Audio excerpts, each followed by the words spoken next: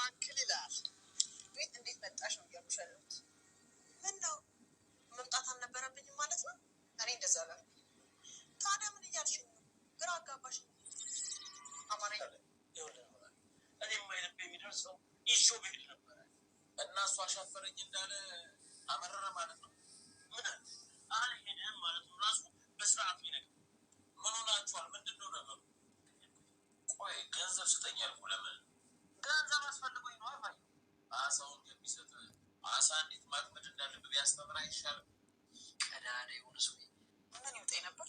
ኧረ ምን ችግር አለው? አንቺ እኮ በጣም ጥሩ ሰው ነሽ። እንደሱ ነው ብለህ?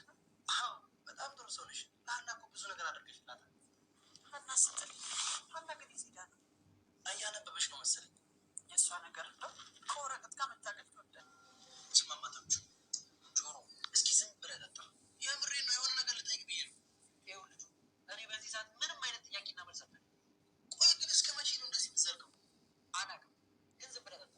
በቃ ዛሬ ግን እንድናወራ እፈልጋለሁ። ወይ ጆሮ እሺ ምንድን ነው? ቆይ ግን አንተ ከአጎት ጋር ለምን አሜሪካ አትሄድም? አትቀልድ በእናትህ። የምሬን እኮ ነው። እስከ መቼ እንደዚህ ትሆናለህ? እነ ሜላት በደስታ በጣም ሲላቀሱ ነበር። ሀናም ደግሞ በዛ ሰዓት ራሷን እየወቀሰች ነበር። በሌላ በኩል ወይዘሮ ሜላትም የኔ ጥፋት ነው፣ ሁሉም ቤተሰብ ልጅሽ እሷ ናት እያሉኝ ፎቶዋን እያመሳሰሉ እየነገሩኝ፣ እኔ ግን አንቺ ልጅ አይደለሽም ብዬ ገፍቼሻለሁ። እርግብን ደግሞ አምኛታለሁ። እኔ ብቻ ነኝ እርግብን ልጄ ናት ብዬ ተቀበልኳት። ሁሉም ሰው እንደዛ ሲለኝ እኔ አለማመኔ በጣም ይገርማል። ተጸጽቻለሁ። ልጄ አይኔ ስር ተቀምጣ ለ16 ዓመት ሳለቅስ በአንድ አጋጣሚ እሷ ስትመጣ እሷን ማስቀየም ስላልፈለግኩ ነበረ። ታዲያ ለምንድን ነው እስካሁን ድረስ እንደዚህ የሆንኩት እያለች ስትወቅስ ነበረ ራሷን። ሀናም ደግሞ አንቺ እኮ አንቺ አይደለሽም ጥፋተኛ፣ በተደጋጋሚ ምልክት እያሳየሽ ነበር፣ ደግሞም ጠይቄሽ ነበር፣ ለዚህ ሁሉ ያበቃውሽ እኔ ነኝ ተጠያቂዋ እያሉ እየተወቃቀሱ ነበር። ሰላም ጤና ይስጥልኝ ውድና የተከበራችሁ ቻናሌ ቤተሰቦች በዓለም ዳርቻ የምትገኙ ሰላም ብያለሁ። ሰላማችሁ በጥፍ ይብዛልኝ። ለቻናሌ አዲስ ከሆናችሁ ሰብስክራይብ በማድረግ የደውሏን ምልክት በመንካት ቤተሰብ ሆኑ። ነባሮችም እንደተለመደው ላይክ፣ ሼር ማድረጋችሁን እንዳትረሱ። ኖላዊ ክፍል 99ን ይዤላችሁ መጥቻለሁ። ቪዲዮውን እስከ ፍጻሜው ተከታተሉ። ላይክ አድርጋችሁ ጀምሩ። አመሰግናለሁ። ታዲያ ወይዘሮ ሜላት አሁን ላይ በጣም ችግር ላይ እንዳለች ሁሉም ሰው ተረድቷታል። ግን ደግሞ አሁን ሁሉንም ነገር እያስታወሰች ትውሷም ተመልሷል። ሀናም ልጇ እንደሆነች እርግብም ደግሞ እዛ ቤት እንደምትኖርና ሌላውም ደግሞ እያንዳንዷን ነገር ማስታወስ እየጀመረች ነው ጀምራለች። ይህን ትውስታ ለማንም ሰው መናገር አልፈለገችም። በኋላ ከሀና ውጪ ለሰላምም ቢሆን ለማንም የተናገረችው ነገር የለም። እንዲሁም ለመስፍን ለሁሉም ሰው እንዲያውቁባት አትፈልግም። ይሄንን ደግሞ ማወቅ የፈለገችው ለምን ይመስላችኋል? ሀናም ደግሞ ጠይቃት ነበረ። ለምንድን ነው እንደዚህ የምናደርገው ስትላት ጠላቴን ማወቅ እፈልጋለሁ። እርግብም ያለ ምክንያት ዝም ብላ እዚህ ቤት ልትመጣ አልችልም። ስለዚህ ከጀርባዋ ብዙ ነገር እንዳለና ሁሉ የሆነ ነገር እንዳለ እየተሰማኝ ነው። ስለዚህ ትውስታዬ እንደተመለሰ ካወቁ እነዛ ጠላቶቼ ሊረቁኝ ይችላሉ። ስለዚህ ጠላቶችን ማሸነፍ የምችለው በነበርኩበት ስቀጥልና ስቀጥል ብቻ ነው ብላ ወስናለች። ጥሩ ሀሳብ ያመጣች ትመስላለች። ወይዘሮ ባዩሽም አሁን ጉዷ እየፈላ ነው። ሜላትም እሷን ተጠራጥራታለች ሙሉ ለሙሉ። ሌላው ደግሞ አባባ ኖላዊ ናቸው። አባባ ኖላዊ ከዘሪሁን የተቀበሉት መረጃ ሙሉ ለሙሉ የባዩሽ ሴራ እንደሆነ ይናገራል። ምክንያቱም ዘሪሁን ወደ ሀገሩ ሊመለስ ስለሆነ ለአባባ ኖላዊ ይሄንን ነገር ለፖሊስ አመልክታችሁ ይሄንን እውነታና ይሄንን ሀቅ ይሄንን ወንጀል ሕግ እንዲፈታው አርጉ ብሎት የሰጠውን መረጃ ምናልባት ለሀና ከሰጣትና ሀናም ደግሞ ለእናቷ ይህን ነገር ካሳየች የወይዘሮ ባዩሽ ጉድ አሁን መውጫው ደርሷል፣ ያበቃላታል ማለት ነው። እና ወይዘሮ ባዩሽም ሙሉ ለሙሉ ለሀና አስረድታታለች። ከኔና ከአንቺ ውጪ ስለ እኔ ማወቅም እንዲሁም ደግሞ ትውስታ የመመለሱን ማንም ማወቅ የለበትም፣ ማወቅ የለባቸውም። ስለዚህ ጠላቴን አሁን እፈልጋለሁ፣ አንቺ ብቻ ነሽ የምታውቂው ሀንዬ ብላ እናትና ልጅ በጣም ተደስተው እየተወያዩ ነበረ። ሀኒያም እንግዲህ ለስንት ወር ስትጠብቀው የነበረውን ትውስታዋን በጣም ደስ ብሏታል ስላስታወሰቻት እና በጣም በጤናዋ ወደ ጤናዋ ስለተመለሰች በጣም ደስ ብሏታል። ታዲያ አሁን እንደ ሀና ደስተኛም የለም። ከዛ ጋር ተመካከሩ በኋላ ሀናም ወደ ቤተ ክርስቲያን ነበር ሄደችው። በዛ ጠዋት እንግዲህ ቤተ ክርስቲያን ሄዳ ተደፍታ በጣም ስታለቅስ ስታነባ ነበር። አባባ ኖላዊም እየሄዱ እንግዲህ ብቻቸውን እንደሆኑና የሀና ሁኔታ ምንም ስላላማራቸው ቤተ ክርስቲያን ሁሌም ያዘወትሩ ነበር። በዛን ሰዓት ነበር ሁልጊዜ የሚጸልዩባት ቦታ ሀና ተደፍታ ስታለቅስ ምን ሆና ነው እች ልጅ እያሉ ነበር። ግን የእሷቸው ልጅ እንደሆነች ያወቁት ከቆይታ በኋላ ነበር። ቀና ስትል ሀና ናት። በጣም ደነገጡ ሀና መሆኗን ሲያውቁ። ሀናም ደግሞ ከጀርባ አባቷን ስታይ በጣም ነበር የደነገጠችው። ፊቷ በእንባ ታጥቧል። በጣም አቅሳ ነበረ። የደስታ ይሁን ያዘን እንግዲህ ግራ ያጋባል። እሷም የደስታ እንደሆነ ሁሉም ሳያውቃል። አባባ ኖላዊ ደግሞ እየነገረቻቸው ነበር። እንደግን ደስታ ይሁን ሀዘን እሳቸው ሊገባቸው አልቻለም። እባክሽ ልጄ ምን ሆነሽ ነው? ምን ተፈጠረ? ምንድነው የሆንሽው? እያሏት አሁንም በድጋሚ እነኛ ሰዎች አስደነገጡሽ ወይ የሚል ነበር። ግን እንዳላስቀየሟት እርግጠኛ ሆና ተናግራለች። እናም አባባ ኖላዊም ቢጠይቋት በፍጹም ሀና ምንም መልስ አልመለሰችም። ምንም መልስን አልነበራትም። ደስታ ነው አባዬ፣ ቀኑ ሲደርስ ሁሉንም ነገር እነግርሃለሁ። የደስታ እንባ ነው የማለቅሰው፣ በጣም ደስተኛ ስለሆንኩ ነው እያለች አባባ ኖላዊን ልታረጋጋቸው ሞክራ ነበር።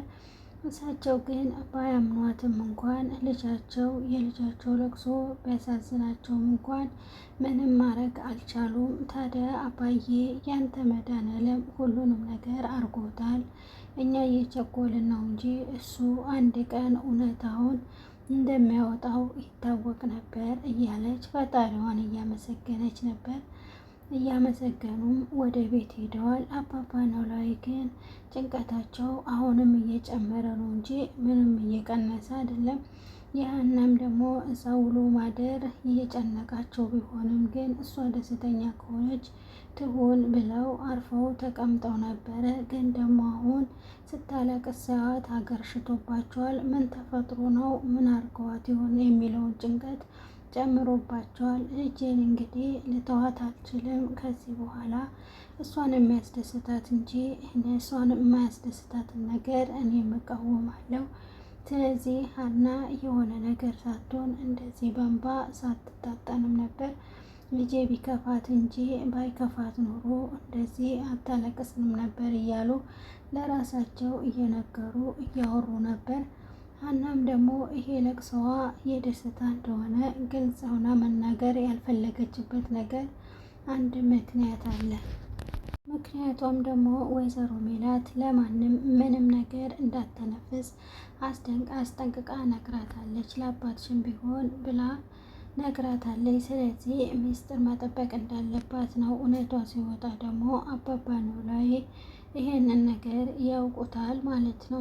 ግን ልባቸው ያረፈው ነገር የለም።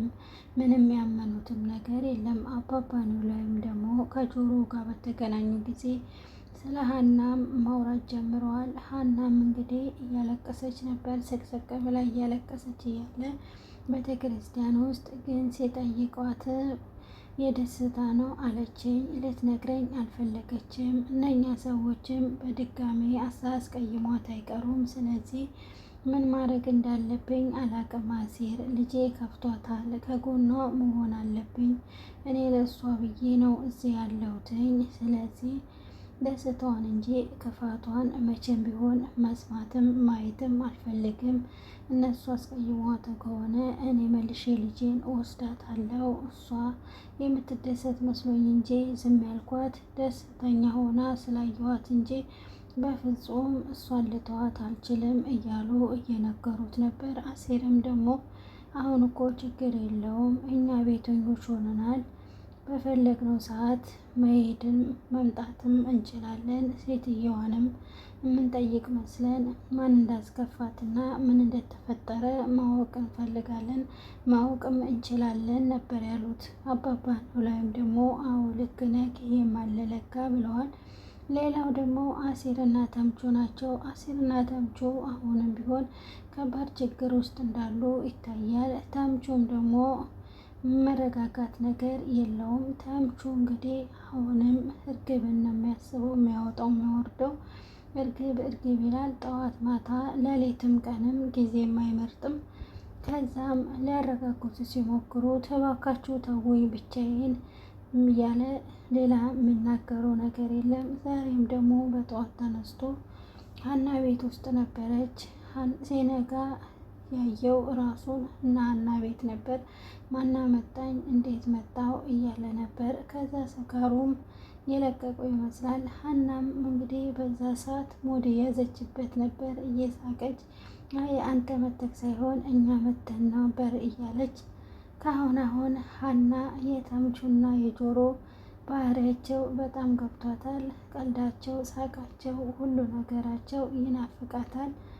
በተደጋጋሚም ሲያጠፉ ለምን ጠፉ ግን እኮ የዋ ናቸው እያለች እነሱማ ሞገገሷን ቀጥላለች። ጆሮም ደግሞ ስለ ሀና ስለ ደግነትና የዋህነት ተደጋገመ ያወራል። በዛን አጋጣሚ ነበረ ጆሮ ተምቹ ከቤት እንደወጣ ተምቹ ተመልሶ የመጣው። ጆሮ እንደመጣ ምን ሆነክ ነው የጠፋከው ተባብለው ከተጠያየቁ በኋላ በዛው ተለያዩ። ሀናም ደግሞ አሁንም ከቤተሰቦቿ ቤት መራቅም አልፈለገችም። የሚሰራ ነገር ካለ ለአባቷ አንዳንድ ነገሮች ሰርታ ምግቦችንም ሁሉንም ነገር ከዛ ወደዛ ትመለሳለች። ውሏም እዛው ነው። ሙሉ ለሙሉ ሰዓቷን የምታሳልፈው ከትምህርት ቤት መልስም እዛው እናቷ ቤት ነው። እናም ተመልሳ ወደ ቤት ነበር ሄደችው። በዛ ሰዓት ታዲያ ጆሮና አባባ ኖላዊ ለምን እንዳለቀሰች ግራ ቢገባቸውም እናቷን ለመጠየቅ አስመስለው ወደ ቤቷ ሄደው ነበረ። ሄደውም እንደጠበቀው ወይዘሮ ሜላትን አግኝተዋት ነበር። እንዴት ሆናችሁ ታዲያ እንዴት ናችሁ ተባብለው ተጠያየቁ በኋላ ወይዘሮ ሜላትም ጆሮን እያመሰገነችው ነበር። እሱም ደግሞ ችግር እንደሌለውና ችግር የለውም ብሎ መልሶላታል፣ ነግሯታል። ታዲያ ወሬ በወሬ የተነሳ ስለ ሀና እስኪ አንዳንድ ነገሮችን ንገረኝ ነበር ያለችው። ሀናም ደግሞ ስለ ሀና የዋህ ደግ ሩህሩህ አዛኝ ናት የሚለውን ነበር እየነገረችው። ስለሌላው የሚያውቀው ነገር የለም፣ ምንም ማናገርም አልፈለገም ነበር። ሌላው ደግሞ ተምቹም ጆሮም በተቃራኒ ወይዘሮ ሜላትን የሚጠይቃት ነገር ስለነበር ሀና ጠዋት ላይ ቤተክርስቲያን በጣም እያለቀሰች ነበር እና ማልቀሻዋም መደሰቿም እናንተ እንደሆናችሁ እናውቃለን። ከዚህ በፊትም ሲከፋት ቤት ሄዳ ታለቅስ ነበር። እዚህ ቤት ስትደሰት ደግሞ አባቷ ጋር ሄዳ በጣም ደስተኛ እንደምትሆን ነበር የነገራት እና ዛሬ እናንተ ካላስከፋችኋት ማንም ሊያስከፋት እንደማይችል ግልጽ ነው። ስለዚህ የሀና በትንሽ ነገር ነው የሚከፋት። አሁን ደግሞ እናንተን የቀረበቻችሁ ለጥቅም ወይም ደግሞ ለሌላ ነገር ሳይሆን የእናንተን ፍቅር እና ደግነት ስላየች ነው። ስለዚህ ስለ ሀና ምን የሆነውን ነገር ብትነግሪን ነበር ያላት በግላጭ። ወይዘሮ ሜላትም እንዴ ምን ሆና ነው ያለቀሰችው ብላ በጣም ደንግጣ ነበረ። በእርግጥ ወይዘሮ ሜላት ጋር እያወሩትን ሚስጥር ከሁለታቸው ውጭ ማንም እንዲሰማና እንዲያውቅ አይፈልግም። ተመካክረው ዘግተዋል። ስለዚህ ወይዘሮ ሜላት ምንም መናገር ስለሌለባት እኛ በፍጹም ሀናን ልናስቀይማት አንችልም። ሀና ጥሩ ልጅ ናት። ስለዚህ ምንም ሆነ ምንም እሷን የሚያስቀይም ነገር አንናገራትም። እኛም ደግሞ ምንም አታስብ፣ በእኛ በኩል ማንንም የማስቀየም ነገር የለንም ብላ ነግረዋለች። እሱም ደግሞ በዚህ ተስማምቶ ቤቱን ለቆ ሄዷል ማለት ነው። ሌላው ተምቹ ነው። አሁንም እርግብ እንግዲህ ልትተው አትችልም። ሁሌ ትደውለታለች። ዛሬ ደግሞ ደውላ ወደ ውጭ ሀገር እንደምትሄድበትንና እንዲያመቻችላት ከሀገር መውጣት እንደምትፈልግ ነበረ የነገራት። ተምቹም ደግሞ ግራ ገብቶት ደንግጦ ነበር። መልስ ሳትሰጠው ነበረ ስልኩን ጆሮ ላይ የዘጋችው። ከዛ በኋላ ስልኩ ይጠፋል። እሱ መደወል አይችልም። እሷ ብቻ የምትፈልገውን ነገር ተናግራ ነው የምትዘጋው። ዛሬ ደግሞ ወይዘሮ ባዩሽ እንግዲህ ከወይዘሮ ሜላት ጋር ያላትን ነገር በጣም ትልቅ ችግር እንደሆነ ምን እንደተፈጠረም ገብቷታል። ስለዚህ ወይዘሮ ባዩሽ ማድረግ ያለባትን ነገር አንድና ብቻ አንድ ነበር። ድሮ የሆነ ልጅ የሚያስፈራራትን እርግብን እንዲፈልጋት ማዘዝ ፈልጋለች። ለዛ ነበረ ልጁ ጋር ደውላ በጣም አሪፍ ስራ አግኝቼልካለሁ ብላ ያለችው። ወይም ደግሞ ሀናን አሁንም ቢሆን ልታስከታትላትም ትፈልጋለች። ወይዘሮ ባዩሽ የሆነ ነገር ሳይቀድሙኝ መቅደም አለብኝ የሚል ሀሳብ አላት። እሷ ሁልጊዜም ሜላት እንግዲህ ተቀይራባታለች። የሆነ ነገር እንዳለ ገብቷታል። ስለዚህ ወይዘሮ ባዩሽ ምን ታረግ ይሆን? እናም እርግብም ደግሞ የታባሽ ነው የገባሽው እያለቻት ስለ እርግብም እያወራች ብዙ ሰዓት ቆይታ ነበር። እኔ እኮ ነኝ ሀሁ ብዬ ተንኮልና ሴራን ያስተማርኩሽ። እንዴት ያን ሁሉ ወርቅ እዚህ ትሰውራለሽ፣ ትጠፊያለሽ? አንቺንማ አገኝሻለሁ፣ አንቺ ምትስ እያለቻት ነበር። እርግብም እንግዲህ መቼም እንደማታገኛት ተደብቃለች ራቅ ብላ። ግልጽ ነው እንግዲህ አይገናኙም ማለት ነው። የእሷ መጥፋት ሳይሆን ያሳሰባት የወርቁ ጉዳይ ነው። የወርቁን ድርሻ ስላላገኘች ነው እንጂ ምንም ጣጣዋ አይደለም። ስለዚህ እርግብ ደግሞ ያን ወርቅ መቼም ቢሆን አትሰጣትም። ብችል ወደ ውጭ ሀገር ትሄዳለች፣ ካልቻለች ደግሞ ተደብቃ ነው የምትኖረው። እናም ተምቹ እንግዲህ ወደ ውጭ ሀገር የምትሄድበትን ከአጎቱ ጠይቆ ነበረ። የአጎቱ ምላሽ ግን በጣም ከባድ ነበር። በእርግጥ በተደጋጋሚ ተምቹ አጎቱን ሊሰማው አልቻለም። የሚሰጠው ገንዘብ ለምን እንደሚፈልገው እንኳን ሊነግረው አልቻለም።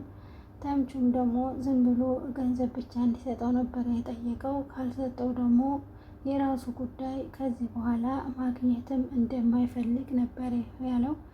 ዘሪሁንም እንግዲህ ግራ በመጋባት ስሜት ጆሮውንም አባባ ኖላዊም ስለ ተምቹ ብዙ ነገር አወያይቷቸው ነበር። ይሄ ልጅ ሊያሳብደኝ ነው፣ ሊቀውዘኝ ነው፣ እኔ ለሱ ብዬ ነው እዚህ ጣጣ ውስጥ የገባሁት። እሱ ሄዳል ብዬ እስካሁን የእረፍት ጊዜን አራዝሜ ጠብቄዋለሁ፣ ግን እሱ ወይ አልሄድም ብሎ በስርዓት ሊያናግረኝ አልቻለም። ወይም ደግሞ በስርዓት እንኳን አውርቶኝ የሆነ መፍትሄ እንድናመጣ እንኳን አያናግረኝም። ግልጽ ሆኖ አይናገርም።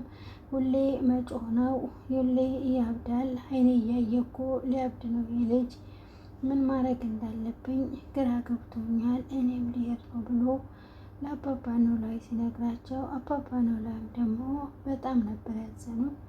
ያን ሁሉ አገር አቋርጦ እየመጣው እኮ እሱን ፍለጋ የሞታን አደራውን ሊወጣ ነበር የመጣው።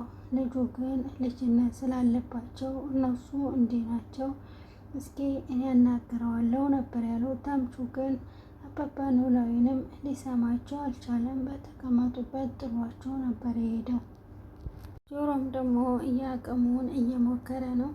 ግን የሚያውቀው ተምቹ ወይም ደግሞ የሚያውቀው ጓደኛው አልሆነለትም። ስለዚህ ምን ማድረግ እንዳለበት በመወያየት ላይ ናቸው። እናም ለእርግብ የውጭ ሀገር ጉዞን ለማመቻቸት ሲል አጎቱን ገንዘብ ጠይቆት ነበረ።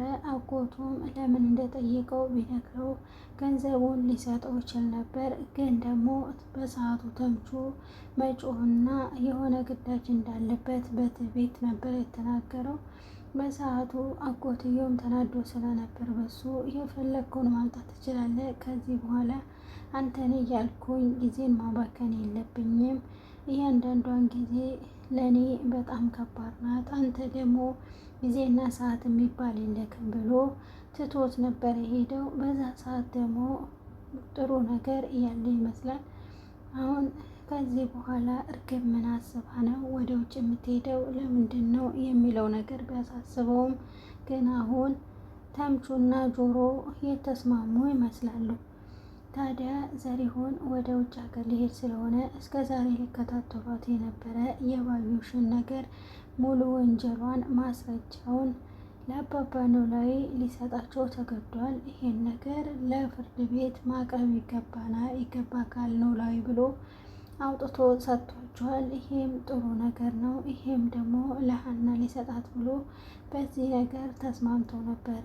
ለሀናም ደግሞ ይሄ ነገር ከተሰጣት ባዩሽ ደግሞ የወይዘሮ ሜላት ጠላት እንደሆነች አሁን ላይ እንግዲህ በሚቀጥለው ክፍል የምናየው ይሆናል ማለት ነው ዶቼ። እንግዲህ ዘሪሁን አባባ ኖላዊንና ተምቹ ተሰናብቶ ከቤት ሄደ። እነሱም ደግሞ በጣም አዝነዋል። አብሮ መቆየት ከባድ ነው ሲለያዩ አባባ ኖላዊም መርቀውት ነበር። በስተመጨረሻም ተምቹም መንገድ ላይ ጠብቆ አጎቴ ወደ ሀገር ትመለስ ተሆነ ሰማሁ ብሎ ሲጠይቃቸው ተቃቅፎ ነበር። አዎ ልመለስ ነው፣ አንተም እንግዲህ እንደማይ ከሆነ በጣም ከባድ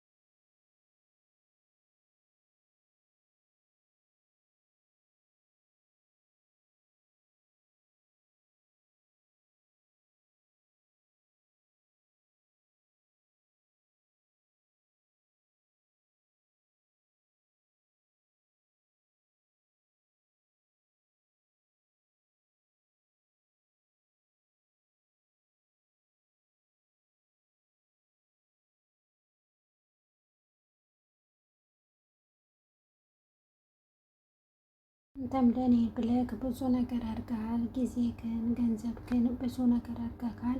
ግን እኔ ልረዳት አልቻልኩም። በል ሂድ በቃ ብሎት በይቅርታ ጠይቆት ሊሸኘው ነበረ። አጎቱም ደግሞ ምንም ይቅርታ አያስፈልገውም። በእርግጥ የእርግብን ጉዳይ መጨረሻ ላይ በመሄዴ በጣም ቅር ብሎኛል። ግን የቀረውን ነገር እናንተ አስተካክሉ ብሎት ሊሰነባበቱ ሲሉ እሸኝካለሁ ብሎ ተያይዘው ወደ ኤርፖርት እንደሚሄዱ ተነጋግረዋል። እና እርግብን እኔ የራሷ ጉዳይ ብሏል ተምቹ። ግን ለእሷ ብሎ ነበረ ውጭ ሀገር እንደምትሄድ እና እንደፈለገች እንዲያመቻችላት የጠየቀችኝ ጠይቃኝ ነው፣ ለዛ ነበረ ገንዘብ የጠየቁ ብሎ። ስለዚህ ከዚህ በኋላ የራሷ ጉዳይ አንተን ማስቀየም አልፈልግም ብሎ ቪዲዮ በዚህ ነበር ያበቃው። በቀጣይ ቪዲዮ በቀጣይ ክፍል እስከምንገናኝ ቸር ቆዩልኝ። ቪዲዮውን ላይክ፣ ሼር እያደረጋችሁ አበረታቶኝ ስለምትከታተሉኝ በጣም ከልብ አመሰግናለሁ። መልካም ጊዜ ይሁንላችሁ። ባይ ባይ።